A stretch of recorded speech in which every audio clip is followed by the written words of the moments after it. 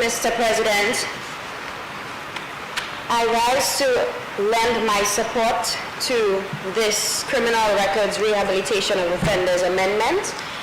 I was particularly moved by the reasoning behind this amendment, as I'm very much aware of, well, it has been brought to my attention a lot of the issues that our prisons and rehabilitation centers and systems have been faced with.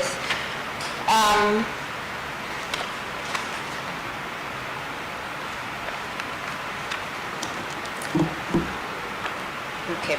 Yes, Mr. President. So the first thing that I noticed, well, obviously, the fact that offenders with records who were sentenced for a period of 3 years or less, that their records will be expunged. And I remember this young man that I used to work with him for some time. Let's call him Chad. And Chad was a very young, aspiring gentleman. He acquired a skill in bartending, and he really wanted to go on the cruise ship so he can, gain more money and to help out his brothers and sisters.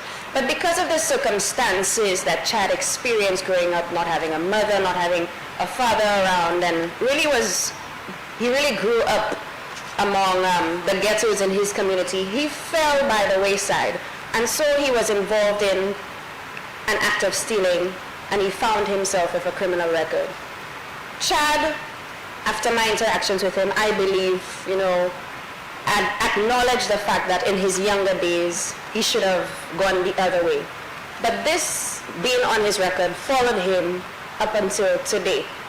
He was not able to get access to, well, he would not go and get his criminal record because obviously he had this on the police system. So for him to travel, he needed to have presented a clean slate. For him to have gotten a job in Dominica, he needed to have presented a clean slate. And so the only way Chad would see that he could now take care of himself is to go back and do the same thing. Go back and perhaps steal, get himself into bodily. Maybe at that point he now has a roof over his head. And this, Mr. President, is a cycle that we are seeing has continued over and over again.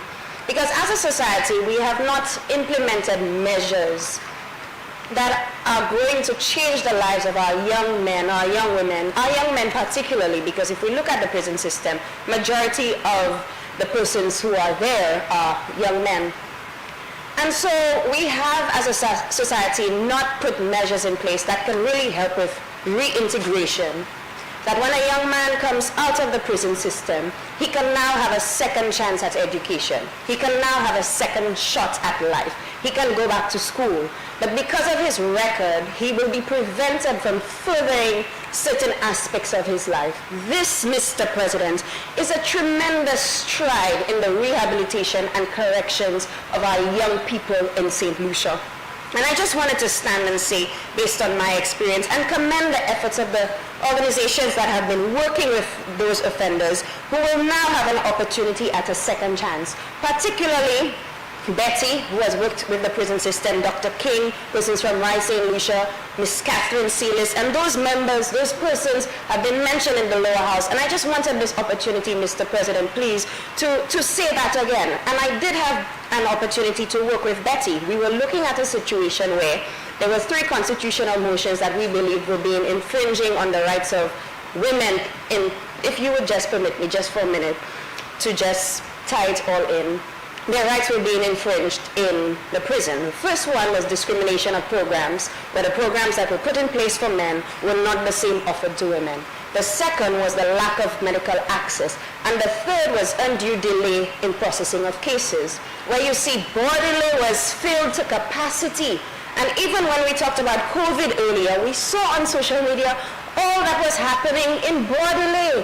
The prisoners were fed up, the prison rooms were packed, and so COVID had rampant spread in the prison system. I'm not saying that this is just to reduce the number of persons at Bordelais, but this is a great stride to give those young men and young women a second chance in life. So I wanted to take this opportunity, Mr. President, to commend the works of those persons who have been working towards the prison system, and towards rehabilitation of our system. And if I just may add, that our society, in the words of Nelson Mandela, will be judged by how we treat the lowest among us. And the lowest among us are those in the prison systems who do not have an opportunity, they don't have access, they don't have a voice.